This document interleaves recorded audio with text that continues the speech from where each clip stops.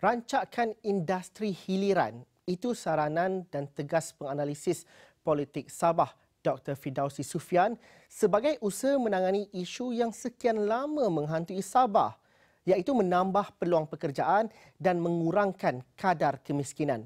Beliau berkata agak ironi untuk memikirkan Sabah merupakan penyumbang kelima terbesar keluaran dalam negara kasar, iaitu sekitar 5 hingga 5.5% setahun.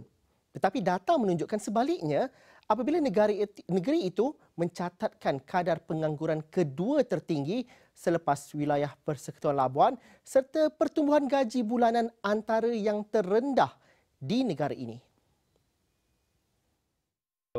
Kalau kita lihat pertumbuhan dia amat rendah. Kalau 2018, 2017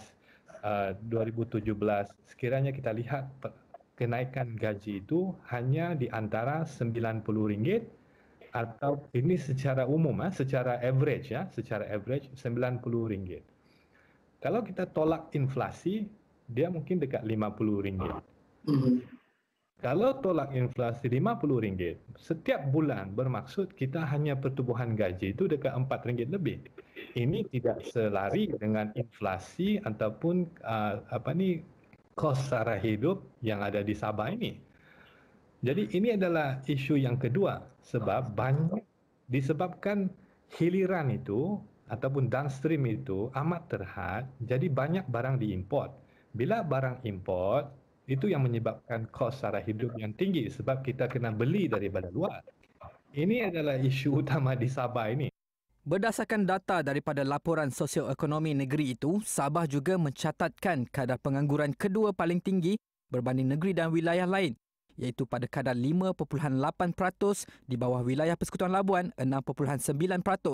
Bagi kategori pendapatan bulanan median pula, Sabah tersenarai dalam kelompok rendah, iaitu sebanyak RM1,951 sebulan berbanding kadar nasional iaitu RM2,308 sebulan. Mengulas lanjut, Fidausi berkata kadar pengangguran yang tinggi merupakan antara punca mengapa majoriti pendapatan rakyat Sabah berada di bawah paras garis kemiskinan negara. Atas sebab itu, tegasnya lagi kerajaan negeri dan persekutuan perlu merancangkan industri hiliran bagi meningkatkan peluang pekerjaan sehingga ke taraf semi-profesional dan profesional, seterusnya merancangkan ekonomi domestik Sabah. Isu hiliran ini amat berkait rapat dengan dasar yang ada, di mana sebelum ini kalau kita lihat dasar hiliran ini berkait rapat dengan dasar industrialisasi.